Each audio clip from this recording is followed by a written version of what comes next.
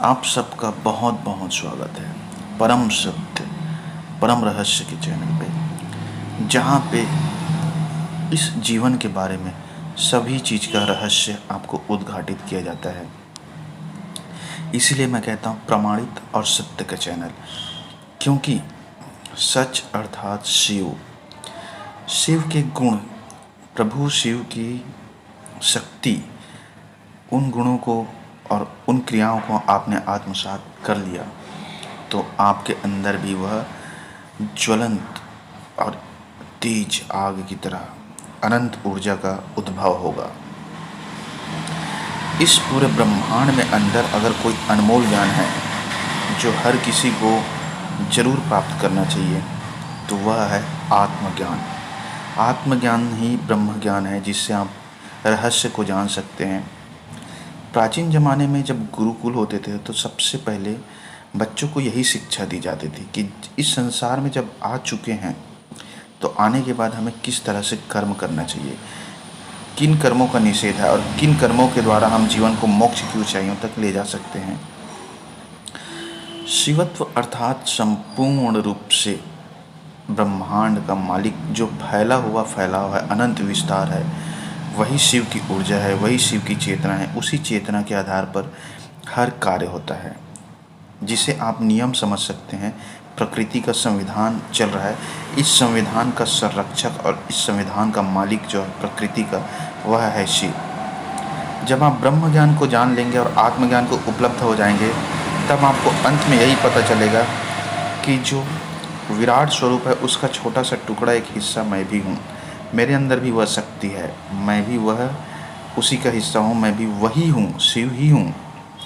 बस यह है कि आपको आत्मज्ञान नहीं है, इसलिए उल्टा सीधा कर्म से आप शिवत्व के बजाय असुर के गुण को अपना लेते हैं, जिससे कि जीवन में दुख, तकलीफ और समस्या उत्पन्न हो जाती है।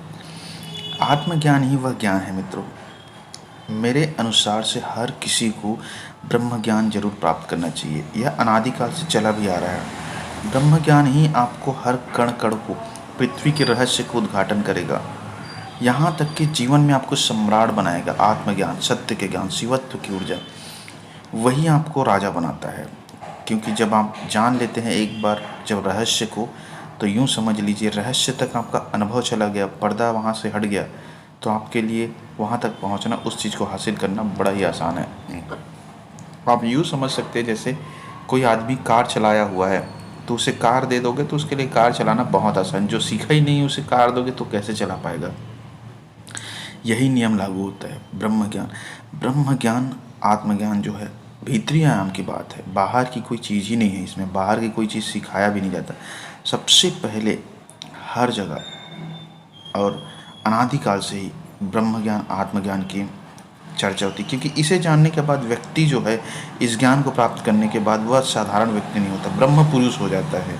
और सीधा सीधा यूँ समझ लीजिए डायरेक्ट भगवान शिव का एक दाहिना हाथ बन जाता है व्यक्ति, क्योंकि संसार का मालिक तो सिर्फ एक ही है, वही है, शिव ही है। उसी की ऊर्जा है, उसी की चेतना है, संपूर्ण ब्रह्मांड ऊर्जा का खेल है और उस परम चेतना उसे चला रहा है। जैसे सूर्य का उदय होना, चंद्रमा का उदय होना, शाम का होना, सुबह का होना, वर्षा ऋतु का होना, गर्मी का होना, अंडे में जीव कैसे पड़ते हैं, बच्चे उत्पन्न होते ही माँ के स्तन से दूध आ जाना, तो यह चेतना जो है सब सृष्टि के लिए निर्माण करके जो संविधान लागू किया है, तो वही है भगवान शिवत्व की चेतना, जो पूर्ण रूप से अनंत तक लागू है।